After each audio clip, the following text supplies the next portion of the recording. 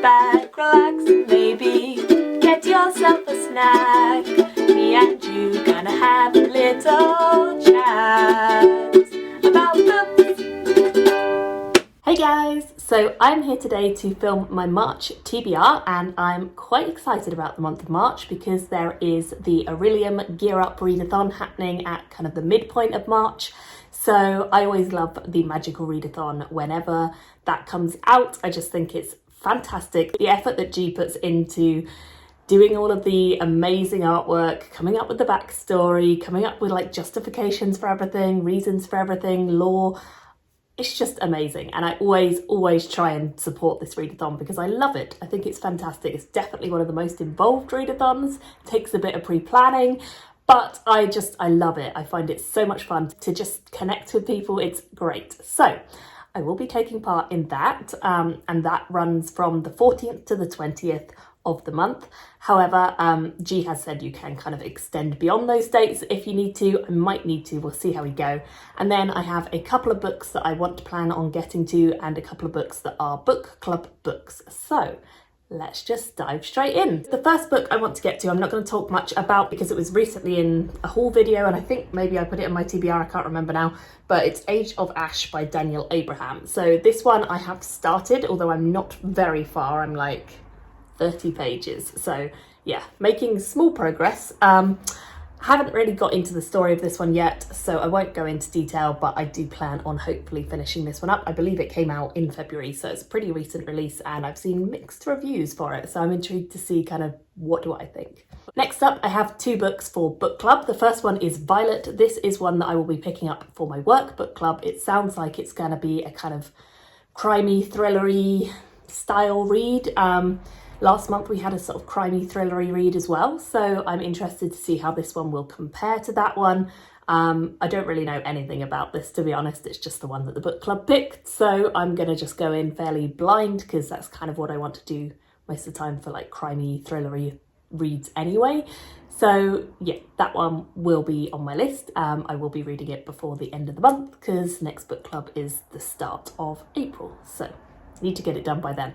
And then I also, in the month of February, started going to the Waterstones book club, which is in my town. I've never been to Waterstones book club before, but I thought I'd give it a try, just see what it's like. Last month they read Mexican Gothic, so I read that one very recently, and I thought, why not? I'll try it out. So they've chosen another book for next month, and that is The Mad Woman's Ball. So I'm going to pick this one up on Kindle probably, and I will be reading this. It's quite a short one, and as I understand it, it's set in Paris, and it's about all the women of the Victorian age who are kind of deemed mad, even though actually they're not necessarily mad. They are just potentially tricky women for whatever reason, and one night of the year they have a high society ball where all of these mad women get allowed to go, so I guess chaos ensues. I'm pretty interested in this one. It just sounds a little bit different, but it's also a super short book. I think it's about 200 pages, so should be a quick read, and I'm looking forward to giving this one a try. Then there's a couple of books that I'm already reading, so of course I will attempt to finish those ones up. The first one of these is The Fowl Twins, which is an audiobook I'm listening to. I loved Owen Colfer when I was a kid and the Artemis Fowl series, and this is a spin-off series that follows two characters related to Artemis. So far I'm not very far into it, but it seems fun. It's a kid series, so it's obviously pretty easygoing. I don't love it as much as I like the Artemis Fowl series yet, but I don't know if that will change as it goes on. So we'll see how we go. But that one I'm currently reading already, so I will plan on finishing that one up. And then the other one that I'm already reading is Whispers of Stone. This is the second one by Allegra Pescadore. In the Last Gift series, I read the first one in the series, I think January. So I am keen to carry on with the series, and I am, I think, like 20% of the way through this. So I'm making good progress. I'm enjoying it again, returning to the world. So very easy to get back into this, and I'll let you know what I think of that one as well. Okay, so now moving on to all the books that I plan to get to for the Orillium Gear Up, which is going to be the majority of the month's reading, I think. Some of these books are pretty long, some are a little bit tenuously linked to the prompts, but in order to do this, I had to go back to the TBR that I did ages and ages ago, back in September, for the last round of the Magical Readathon, which was where you had to journey along the novice path, and if you did that, then you would be allowed into the Orillium Academy in the next round. So I had to check, did I actually finish the novice path? Because September was quite soon after my baby was born, and I was very ambitious trying to do a readathon at that time. But I did actually succeed with completing the novice path, because in order to do that, you only needed to read 2 books, and I did manage to read 2 books. So the ones that I read last year in September for this was a standalone, which I completed with A Meta of Oaths, which I really enjoyed, and then a book that kept tempting me, which was Skullduggery Pleasant. I read that one as well, and actually I did manage to read a 3rd one, so I definitely have thoroughly completed this, and that was a 5-star prediction, which was Clock of Stars. Did not end up being 5 stars. At least I read it.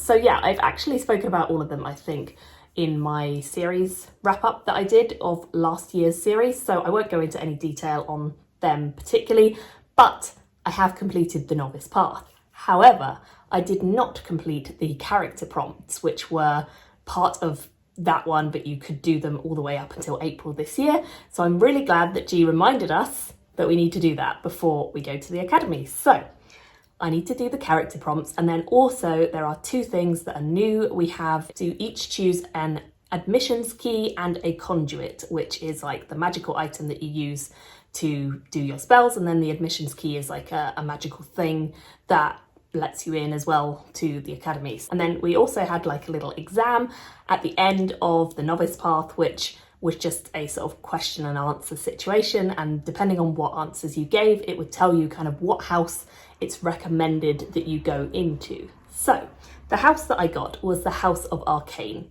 So I'm gonna go for that because why not? If it predicts that I should be in that, it's obviously right. So I'm going for the House of Arcane, and then you have to choose whether you want to be a wilding or urban. I would like to go wild. So the prompt for that is to read a book set in a forest or outside. So I'm pretty sure I've got one that counts for this. And the book that I'm going to try and read for this prompt is For the Wolf by Hannah Witten, which I've heard good things about. It came out last year, June last year. So a bit of a way back. I intended to get to it sooner, but with last year and the baby, nothing happened. So hopefully I can get through this one. It's a chunky book, but I've heard really good things about it being quite a quick read when you get into it. I do believe it's set in a forest actually, because it very much looks like a Red Riding Hood inspired story, so hopefully it is largely based in a forest or outside. The cover art definitely seems to indicate that, so I'm looking forward to giving this one a try at last, and yeah, hopefully I'll really like it. So the next thing you have to choose is sort of where you come from, and I've chosen Dark Meadow. For that one, you need to read a Dark Academia, which is a little bit tricky. I am trying to do this readathon based off of all the books I have on my shelf rather than going out and buying new books, because what's the point of that? I need to get through what I have. So I don't really have many that would count as a Dark Academia. In fact, I could only find one that I think is a little bit tenuous, but I think it will count. And that's this one, The Magicians and Mrs. Quent, which I've owned for quite a while. It's by Galen Beckett. Robin Hobb blurbed it, which is why I picked this up, but I just haven't got around to actually reading it. And it says that it is a dazzling spell of adventure and suspense in an evocative world of high magic and genteel society. So it sounds a little bit Fantasy of Manners, but I'm hoping there is kind of a dark academia element, because it says there are 3 sisters. One of them is Ivy, who loves books. She is the eldest, and she's held the family together since their father went into a silent retreat up into their ancient library for his magical studies. Ivy believes that she can use magic in some way to bring him back. So she joins up with someone called Mr. Quent by taking a job with them, and she then has to kind of uncover the secrets of the highwaymen, the revolutionaries, illusionists, and spies who populate the island of Altania, which I keep wanting to call Atlanta, but it's not, it's Altania. So it sounds like there is a big epic library, which is clearly academic-ish. And it does sound like there is a father who has like secluded himself away in there. So it sounds a little bit dark academic, but it's tenuous. This is the most tenuous of the books for the prompts, but I think it counts. I'm gonna go with it. If you've read it and it really doesn't suit Dark Academia, let me know. Or if you have any other suggestions for Dark Academia books that I haven't read, then leave them in the comments, because I was struggling for this. I googled some like Goodreads lists, I looked up top lists of dark academias. I'd read quite a few, or the other ones on the list I just wasn't interested in, so I struggled. But I think this will just about count. So that's my prompt for that one, or that's my book for that prompt. Next up, you have to choose kind of your race. So I've gone with Illyrian, and for this one, you need to choose a book that has a crow on the cover, or it has a red cover.